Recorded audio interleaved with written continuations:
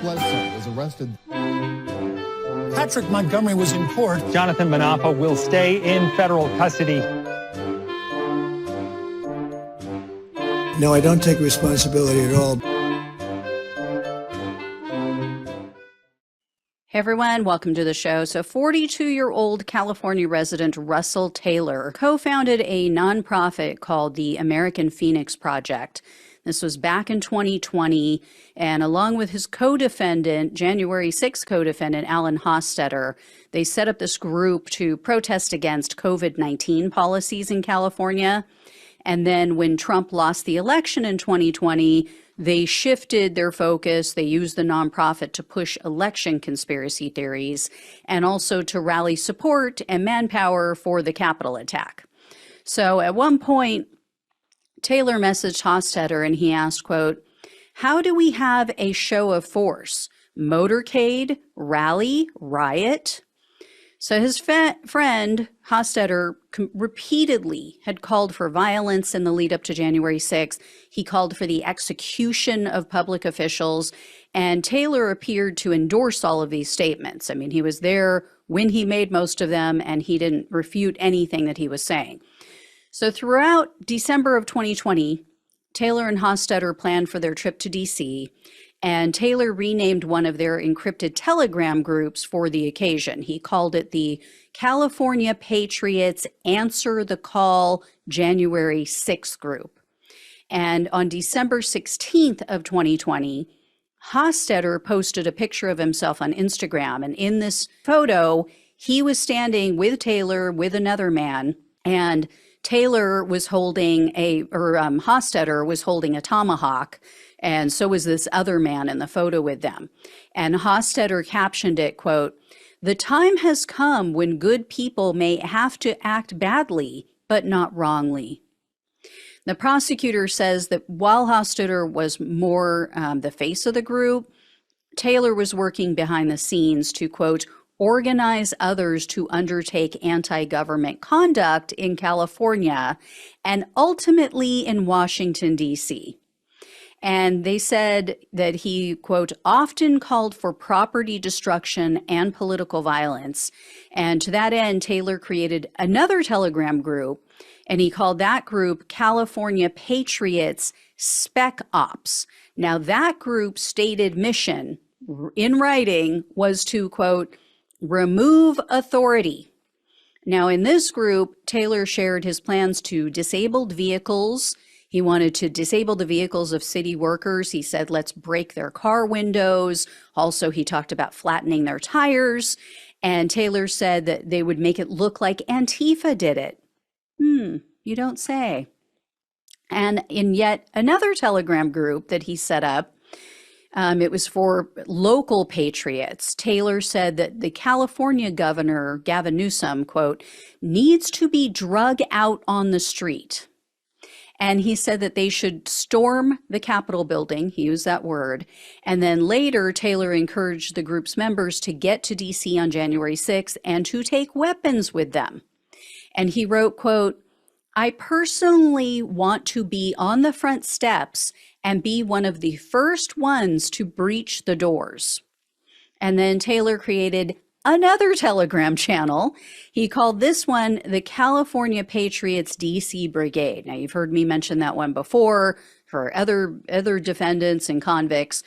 So this specific encrypted group was for those, quote, "traveling to DC for January 6th event that are comfortable with violence."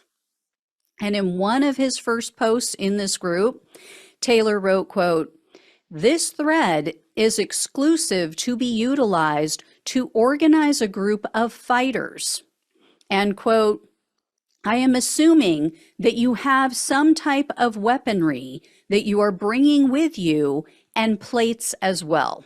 Now, to be fair, Taylor did tell the group, quote, "Initially, our intent is not to go after and seek violence.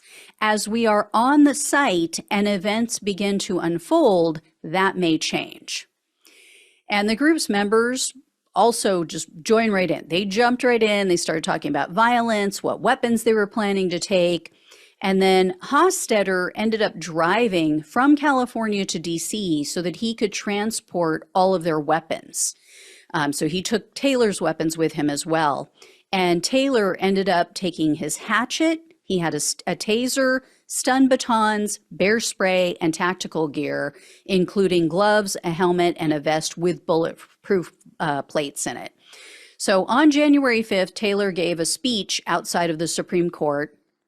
He rambled on, of course, about Antifa, Marxists, communists, the deep state, all the typical Fear News Network buzzwords. And Taylor said, quote, "These anti-Americans have made the fatal mistake, and they have brought out the patriots' fury onto the streets, and they did so without knowing that we will not return to our peaceful way of life until this election is made right, our freedoms are restored, and America is preserved." So the following day, Taylor headed to the Capitol with Hostetter, and Taylor was wearing his plate carrier vest. There was a knife tucked into the front. It was very visible. He also had a bunch of different weapons in his backpack, including the hatchet, his bear spray, the taser, and his stun batons. And Taylor and Hostetter approached a police line as soon as they entered the restricted grounds. And even though they saw tear gas and they heard concussion grenades, they continued to push forward onto the Capitol grounds. So when they reached the inauguration stage, Taylor yelled at the police, quote, "Last chance, boys, move back." And then he joined in others with pushing against the police. And then eventually he and Hostetter made it to the building. They were approaching the upper West Terrace doors, and they saw a bunch of police start to swarm the area. So the prosecutor said, Taylor realized with his knife so visible in his vest, he would be a target inside the Capitol. He'd probably get arrested. But he said, outside the Capitol, there were just too many people and too few officers to make arrests. So he felt okay staying outside. So Taylor and Hostetter never actually entered the building, but they did remain on the Upper West Terrace for many hours. And when the police forcibly attempted to clear that area, Taylor yelled at them, quote, "1776, choose a side, quote, you will be defined by this moment, and quote, you know what you want to do. Stand down. This is your chance. This is your last chance, boys." So later, Taylor posted in the Telegram group, he bragged about things that he absolutely didn't do. For instance, he wrote, quote, "I was pushing through traitors all day today. We stormed the Capitol," all in caps. So Taylor was arrested on June 10th of 2021, and in a superseding indictment, he was charged with conspiracy to obstruct an official proceeding, obstructing an official proceeding, civil disorder, entering restricted grounds with a deadly or dangerous weapon, and disorderly conduct on restricted grounds with a deadly or dangerous weapon. So in April of 2023, Taylor pleaded guilty to the conspiracy to obstruct an official proceeding. So he was looking at up to 20 years in prison, 3 years of probation, and $250,000 in fines. And Taylor accepted a cooperation agreement, and the prosecutor called his assistance significant. They said he met with the government more than 6 times. He provided them with 90 different exhibits. It was his communication with Hostetter and other members of his group. And then also he handed over a bunch of videos of all of their crimes. And Taylor testified against Hostetter in his trial. And the government said that Taylor faced a lot of backlash because of his cooperation. Hostetter started spreading all kinds of conspiracy theories about him online and in court filings. And so Taylor had to cut ties with all of his former associates. So the prosecutor recommended only 52 months in prison and no probation, restitution, no fine mention. At his sentencing hearing, Taylor teared up and he told the judge that while he was sitting in jail, quote, "I thought about why I was there and the mistake I made on January 6th. I thought about being charged with a crime by a country that I do love."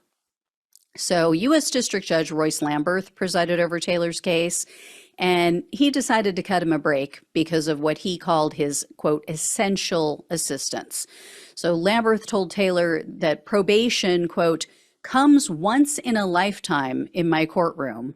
And, quote, you can be the poster child now for how these cases should be done. So in the end, the judge sentenced Taylor to only 6 months of home detention, 3 years of probation, and $2,000 in restitution. I don't know. I get he cooperated and all that, but no prison time, none at all for planning an attack against your own government, planning a violent attack against your own government. It just doesn't seem right, So I guess, snitches don't get stitches anymore, guys. They get Netflix and chill for 6 months. So the good news is he pleaded to a felony. He's not going to be voting for Trump in November. So that's the silver lining. He won't be voting for a while. Yeah. And his friend got a very, very serious, stiff sentence. So again, doesn't add up, but okay. We'll see if this guy is being honest and if he really, truly gets it. All right. Thank you so much for watching and listening. Please like, share, and subscribe. Please donate if you can. Love you all. Take care. Talk with you soon.